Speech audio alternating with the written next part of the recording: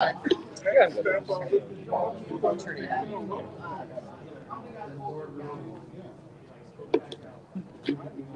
everybody want to, what's that? Really? I didn't realize that I wouldn't get it for much longer. Good.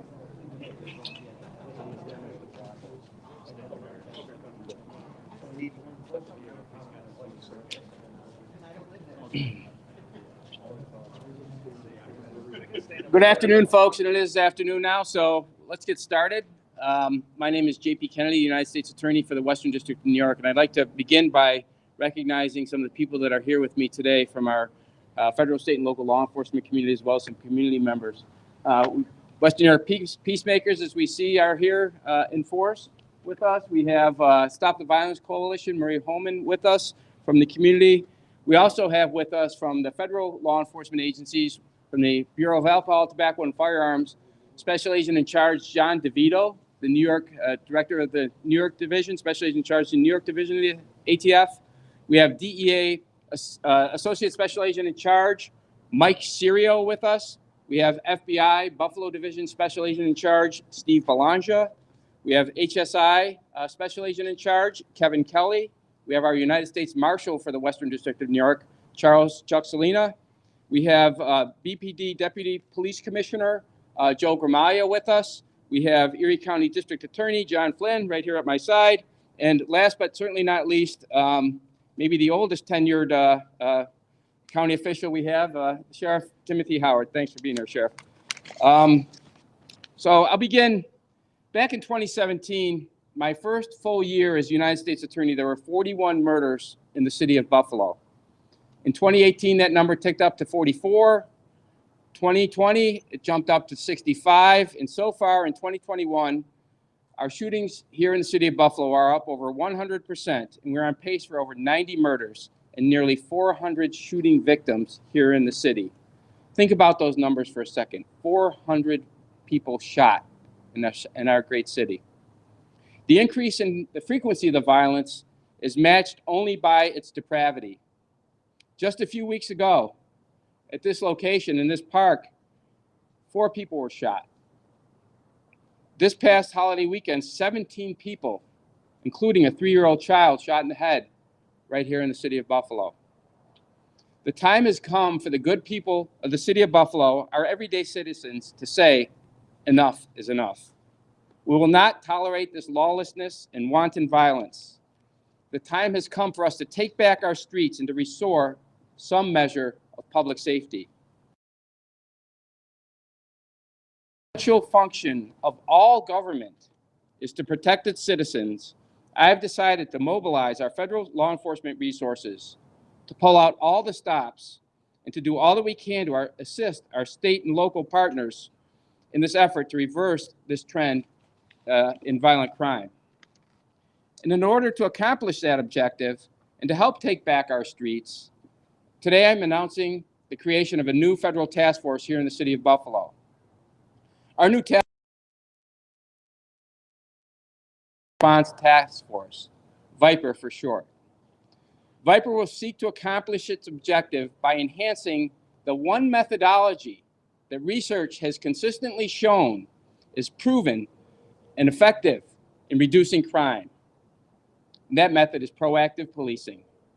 In seeking to bring about more proactive policing while at the same time, and this is important, recognizing and being sensitive to the factors which have diminished proactive policing in the last couple years.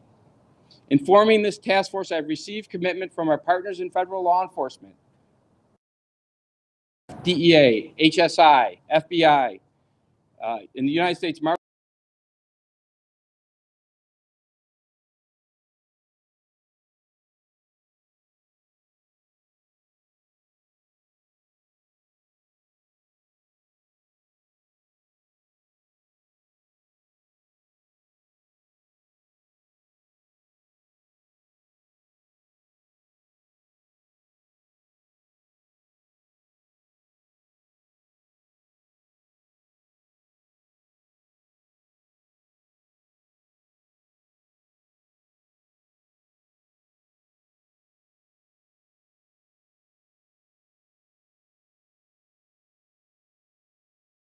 to get violent gun offenders off the streets and in jail where they belong.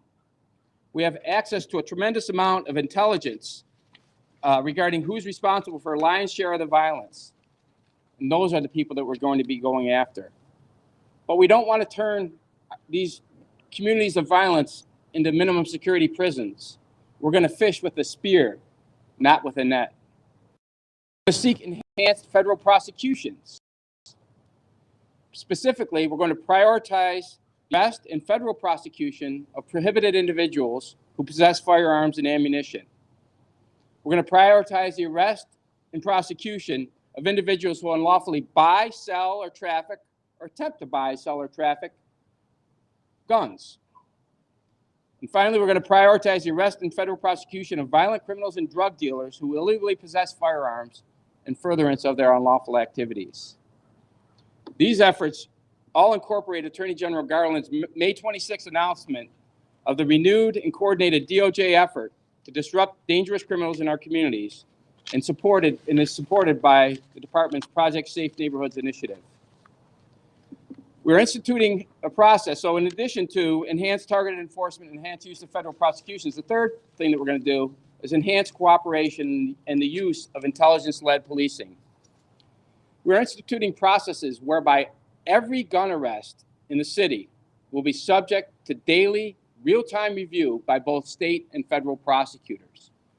During these daily reviews, we're going to sit down with our partners at the DA's office and with our partners in local law enforcement and determine whether a particular subject is worthy of state prosecution, federal prosecution, or dual prosecution in both federal and state court. By meeting each day, we will make timely and appropriate determinations of whether someone being arrested should face federal prosecution.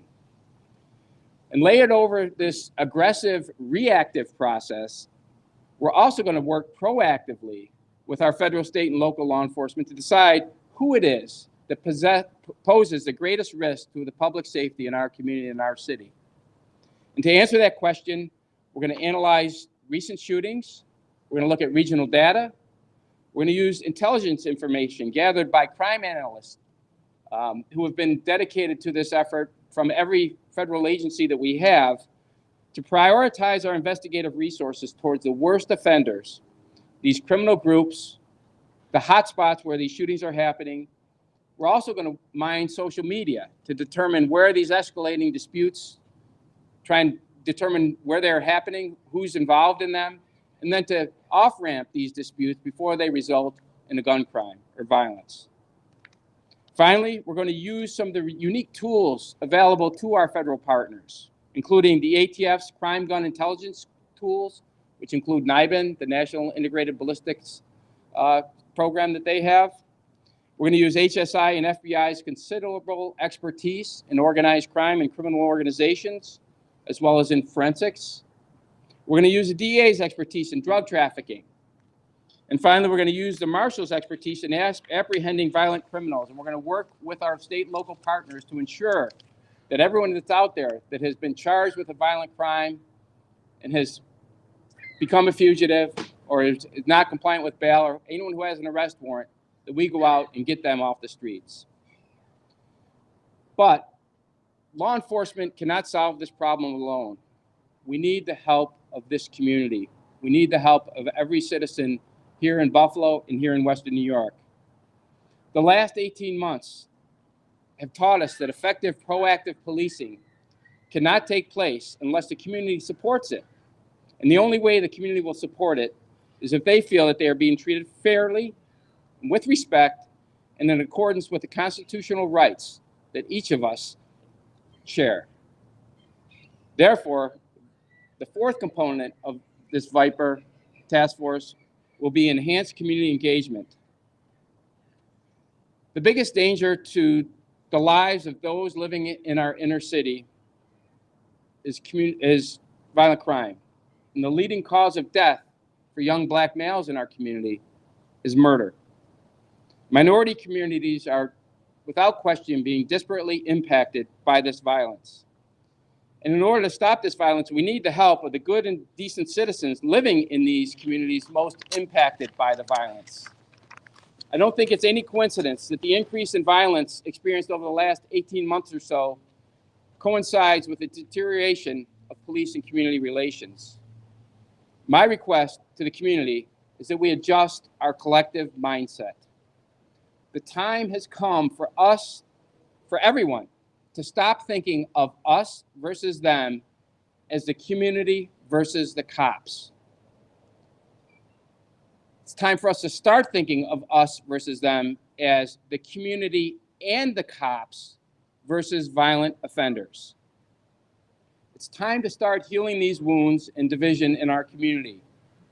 While law enforcement has, and I'm not suggesting it's without some justification, been repeatedly called out by the community of late, the community and law enforcement need to begin the healing process.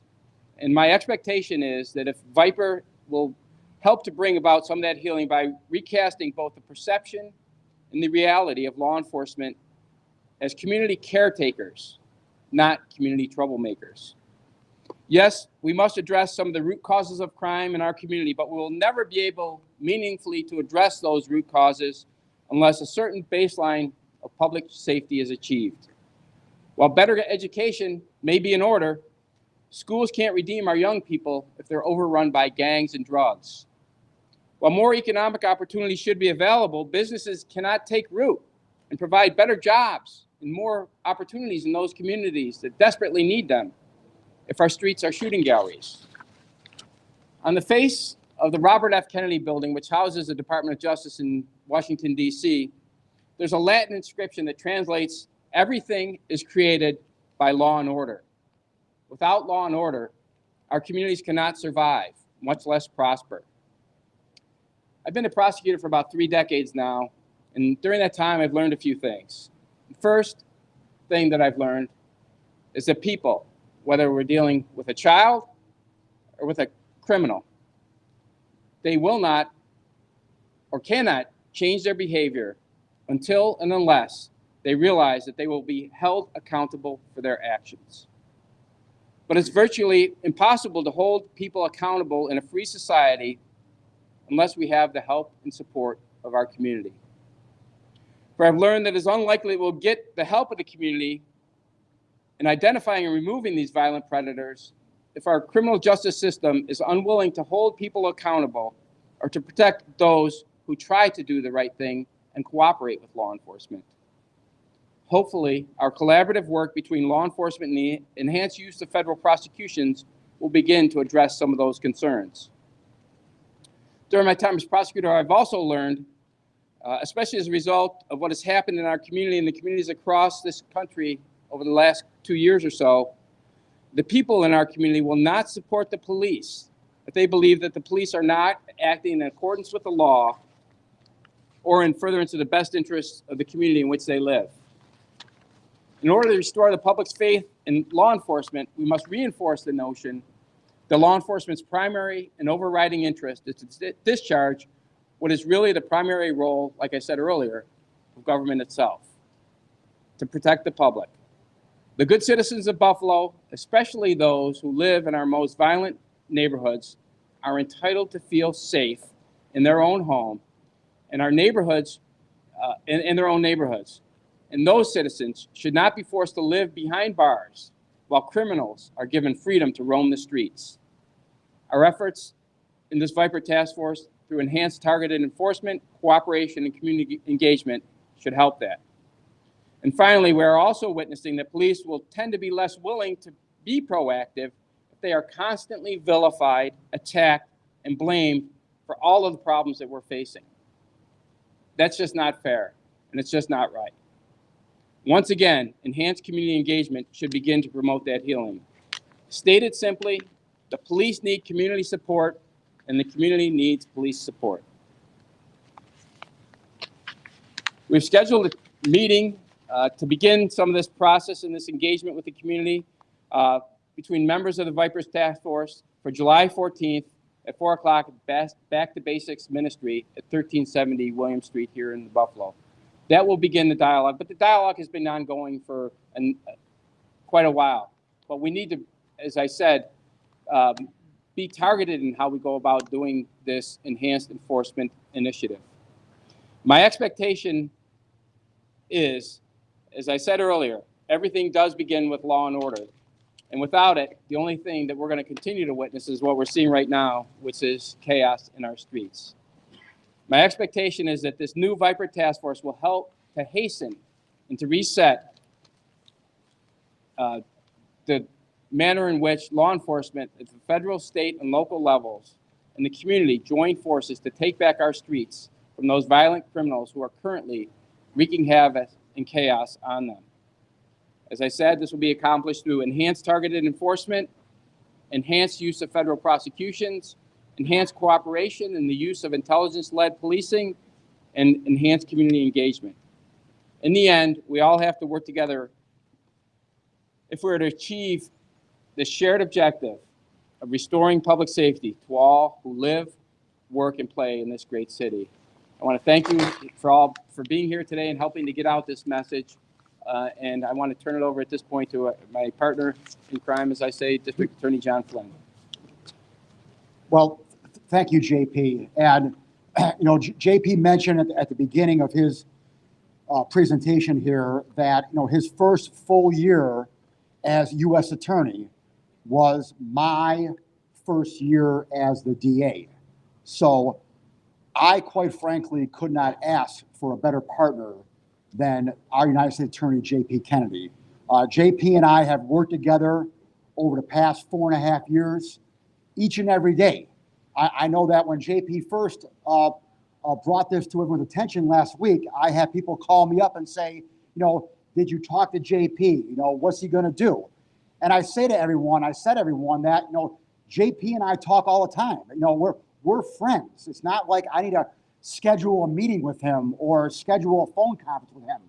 We talk every day, all the time, about what's going on in our city, what's going on in our neighborhoods. And so it's that relationship that we have that is going to continue and make his new program here, I believe, an important and vital enhancement to all of our efforts right here. And so, again, I can't thank JP enough for not only all he's doing right now, but all he's done for the past 4 years as United States Attorney. Like I said, I couldn't ask for a better partner, and it is my honor and my privilege to work with him each and every day. Let me just end with this right here. And at some point, when we're done here, I want you to turn your cameras and focus on that pillar right there that says no ops. That means no police. That's what that means. No police. And we are here right now in front of that pillar saying that pillar is wrong. I don't care what's written on that pillar. I'm here, JP's here, BPD's here, the sheriff is here, all of our federal partners are here, but most importantly, the peacemakers are here. Because you know what? The peacemakers and the community activists, what they want to do right now is go to a Dollar General and get some spray paint and paint over that. They don't want that. They want the police. The narrative that we have heard in the past 1.5 to 2 years is coming from a very vocal yet small minority community. A minority community within the minority community, I might add. It's small, though, who doesn't want the police, who wants to defund the police. That's a small group, I'm telling you that right now. The majority of people in our neighborhood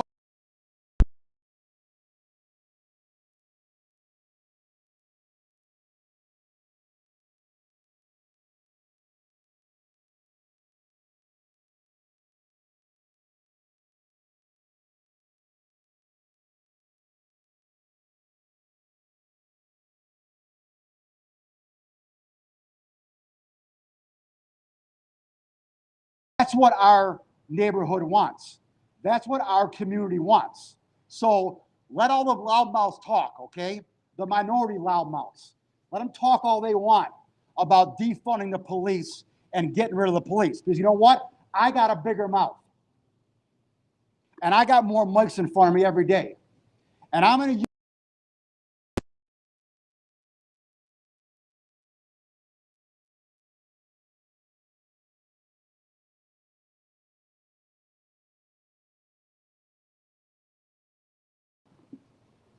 so more people can play basketball on the courts out there and can go to the water park out there and, like I said, sit on their porches each and every night, because that's what our community wants. And that's what our community is going to get. And that's what our community is going to get now, more so with the help of our federal partners and my good friend, J.P. Kennedy. Thank you, sir. Thanks, Sean. I think that should answer any questions that we have about how we feel about our police and the role that they need to play in our community. We're united in that front. I just want to say thank you to John, too, because I couldn't ask for a better partner either. Many places, I know some U.S. attorneys have a very difficult time from some of the progressive prosecutors that don't want to really enforce the law, but that's never been an issue here. And John is a law and order person, and that's really what we need at this time amidst all the chaos that we're experiencing. So thank you, John, for all you do. So with that, I'm going to open it up for, and all the partners you see behind me are available to answer your questions too. You don't have to just hear from me. So if you have any questions, please feel free to. So we've seen the introduction of a task force before. What makes you believe that this one's going to actually see some sort of a decrease in the shootings? We've seen such an increase this year. What task force are you talking about? Which is previously with these initiatives, these going forward with police, having more of a community effort to start discussing things. I know last year there was a discussion that there were going to be more events where police would be in the city of Buffalo and having community efforts, or just building community efforts. Again, here we are. I don't believe we've announced a new task force in quite some time, but I can tell you that we do have. There is, I mean, in Buffalo, for example, the FBI has a Safe Streets Task Force, which is sort of a cooperative effort between the law enforcement agencies you see before you. All of them are represented on that task force, and they're very effective. In the city of Buffalo, we've prosecuted a number of homicides federally, a number of violent gang cases federally through that Project Safe Streets Task Force. And this effort will simply plus up their resources, plus up their efforts. But it also takes a little bit of a new tack, too.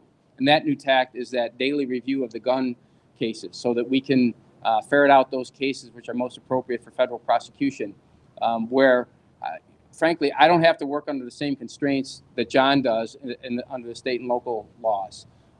We have the ability to seek to hold people pending trial and to interrupt that cycle of violence. Because what we do know is a lot of this violence is driven by these escalating disputes. And unless you do something to intervene and to break that cycle of violence, it's just going to continue. This is an effort to do that.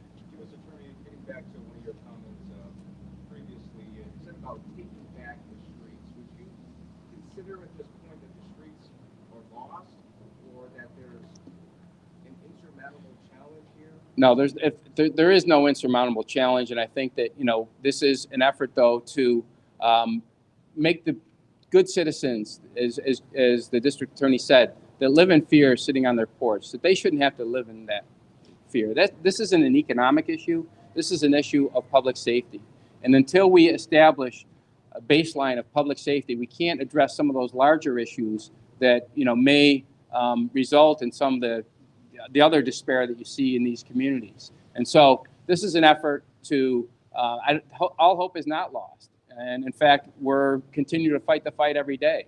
It seems like obviously the shootings have increased. So we're, the playing field is shifting a little bit, but we're going to try and shift it back and make it a level playing field so that people that live in the city in the most dangerous neighborhoods in the city feel just as safe as those that live in our suburbs. How would you say we've gotten to the point in which we need to take the streets back? Well, I think, again, I think part of it is that there's been this deterioration in the relationship between the community and law enforcement. I know the pandemic obviously had something to do with it, but I think that a lot of it has to do with, over the last 18 months, this deterioration of the relationship. We saw it during, the protests last spring, and carrying on forward from them. And when there's that lack of sense of unity between the law enforcement and the community that they serve, that's when, to me, at least in my mind, that was sort of the tipping point in terms of when this violence really began to erupt. And we need to restore that relationship because, as I said, the police need the community need the police. We need to be able to, John and I need to be able to prove our cases in court. We can't do that without witnesses or people that are willing to come forward. But people aren't going to be willing to come forward if they don't feel safe. And in the police, if they're going to go into a community and do nothing but be either shot at or demonized or told that they're the problem, what's the human reaction? They're going to do their jobs, but it's not going to be as proactive as I think it needs to be in order for us to really begin to put these criminals on their heels, understand that they're going to be held accountable for what they do. And like I said, whether it's a child, whether it's an adult, I mean, anyone that's a parent out there realizes this. You can say, no, don't do that. But until there's a consequence, they're going to continue to do it. We're here to make some consequences. You mentioned that you're going to be fishing with a spear and not a net. Right. How are you going to convince the community that their communities aren't being turned into a police state? And can we hear from Murray or Peacemakers or someone Sure. in terms of how that relationship can be made better where folks don't feel like their communities are under siege? Well, we want to be clear that it's going to take a community, not just our community, but all your own communities, your own families, your own districts where you live in. We're tired of this. It shouldn't be a day that a person that sits on a porch has to worry about gun violence, somebody shooting. This is plain and simple. They're coming up with a great program here that's going to help our community. Why not have a buy-in? Why not the media push out the right message about this program across the state, across this nation, about how we're going to curb these guns in our community? Father was over there sleeping and the bullet went through, not just hitting the baby, but went through that church over there. When they shoot, they don't know how to shoot. So I'm saying to you guys right now, let's get this message clear. We are about taking back our community along with law enforcement. Law enforcement plays a major part. Bad guys, we can get them off the street or we can get them job training and opportunities, but the peacemakers, the Mad Dads, the Buffalo United Fronts, Back to Basics, all these groups that we have out here in our community is saying, please, enough is enough. Our governor just said 100% he's behind putting a kid to work and he'll pay for it. Let's talk about those issues. Let's talk about clearing this up, that now the gun is not an issue in our community and we can work on some things. You notice the sun is starting to come out right now because that's God telling us it's time for us to do some great things in our community.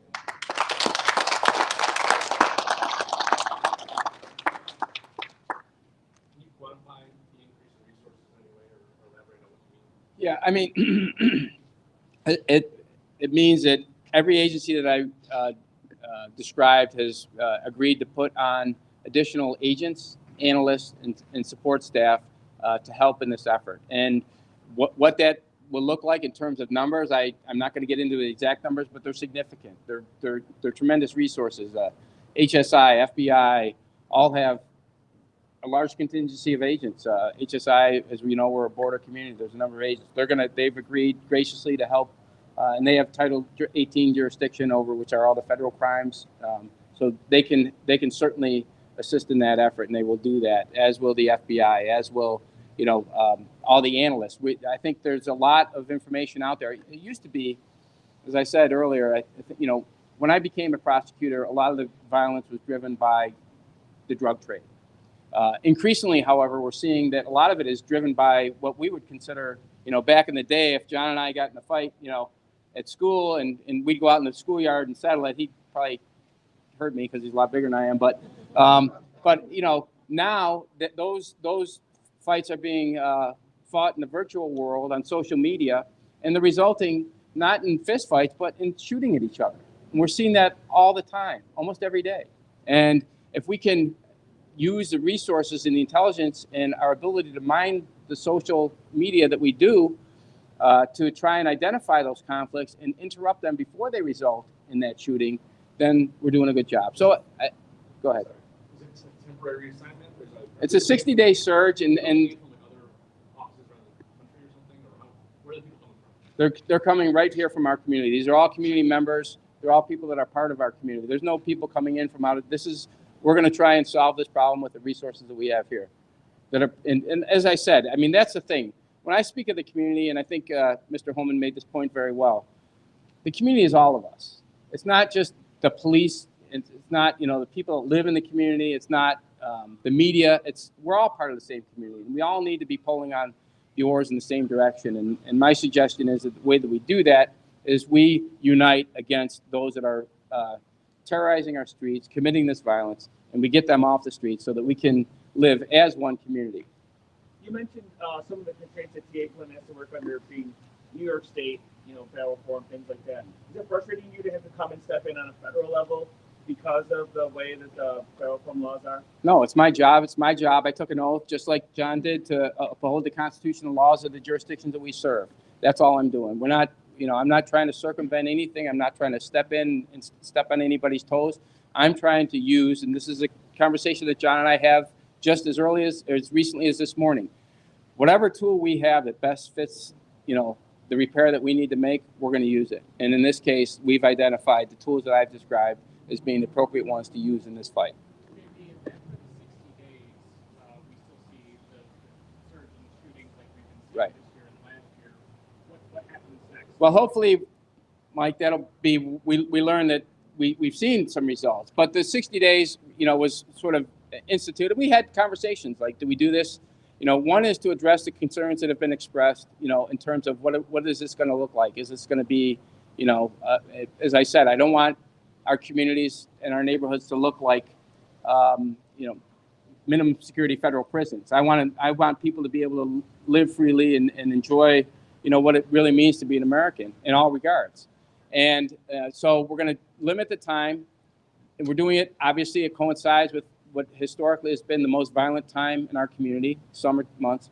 But the other thing is, too, and this is sort of the real motivation, was in speaking with our federal resources, I asked them, give me your best and your brightest. Give me your most skilled agents, investigators. And let's run, a 100-yard dash as opposed to a marathon. Let's try and actually effectuate some change and see what happens. And then we can measure it. I mean, it's going to be pretty easy. People might ask, well, how do you measure success? Well, if we drive down the number of shootings and/or the number of murders, then we're doing a good job. That's it. Plain and simple. Would you be able to tell us how are we going to stop the flow of guns into the community? So how is the task force going to operate? Sure. Well, I can tell you that. I mean, I'll let our SAC John DeVito from ATF answer that question more fully. But I can tell you that is certainly part of the strategy, and it's something that we do every day.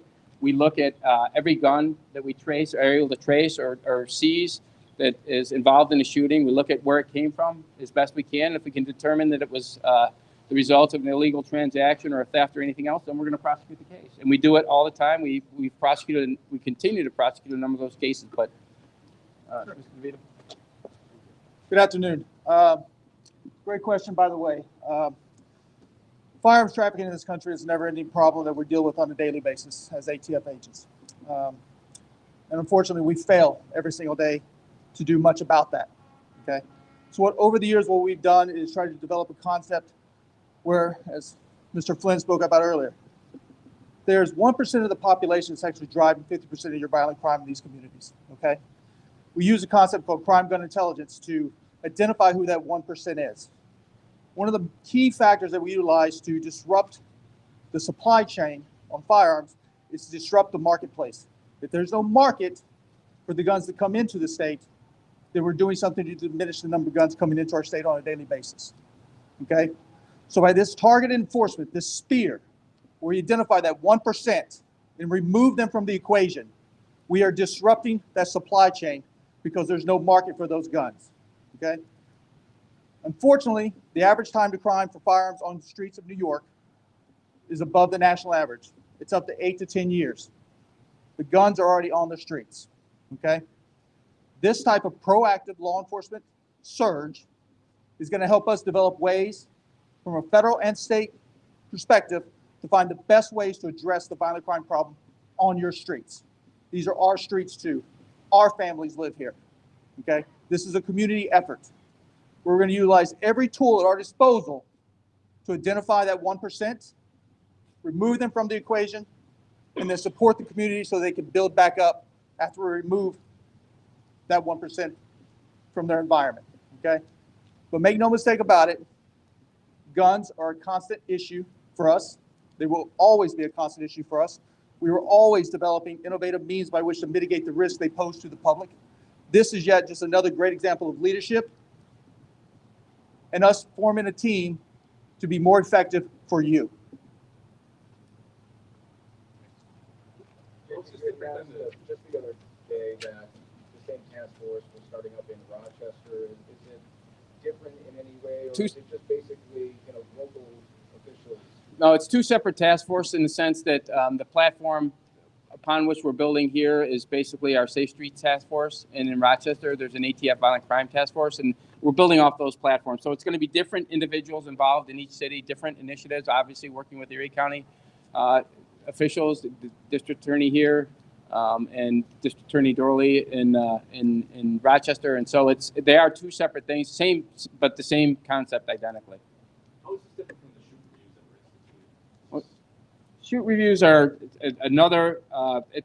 That's an initiative that we undertook with Commissioner Lockwood and Deputy Commissioner Gramalia to basically focus on the shootings that are happening and basically through enhanced accountability in terms of follow-up of investigation to try and drive down or at least increase the solvability of these shootings. So this is different. This is a little bit more directed in terms of addressing guns, illegal guns, maybe a little bit, obviously by the time a shoot review is involved, there's already been a shooting.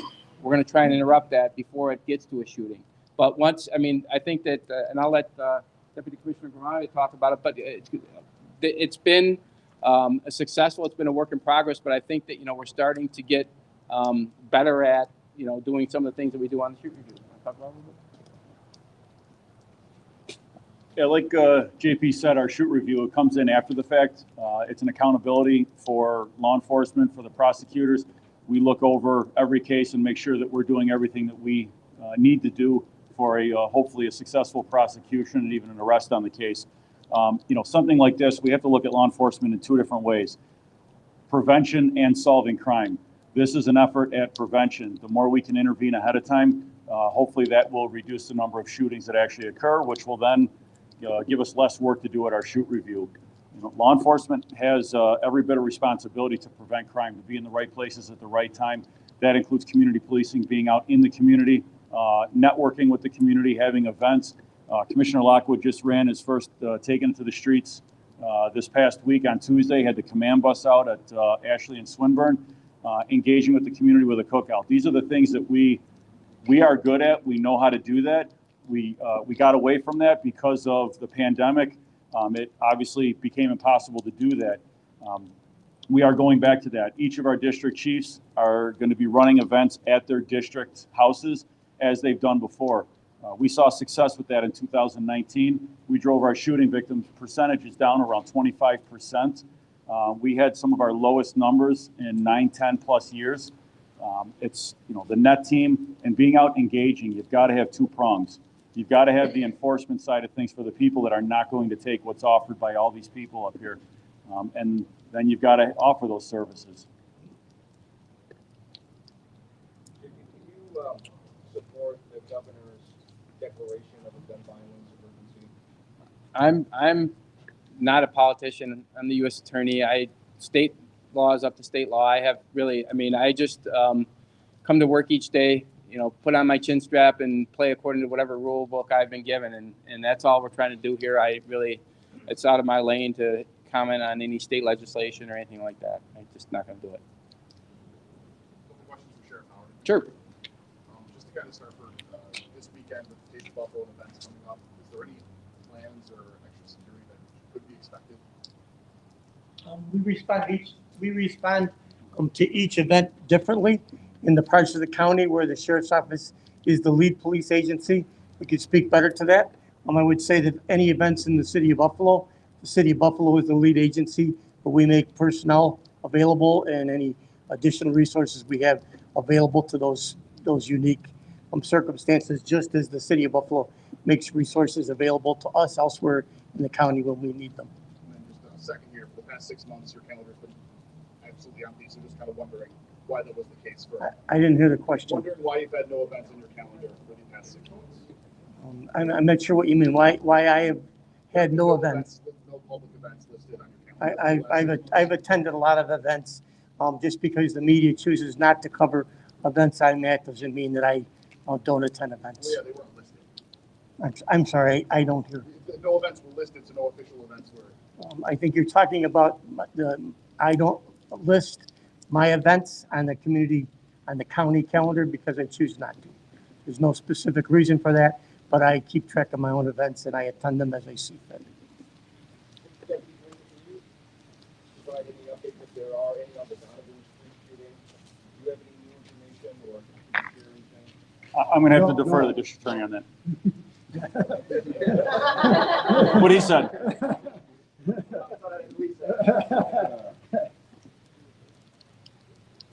All right, thank you all very much. All right.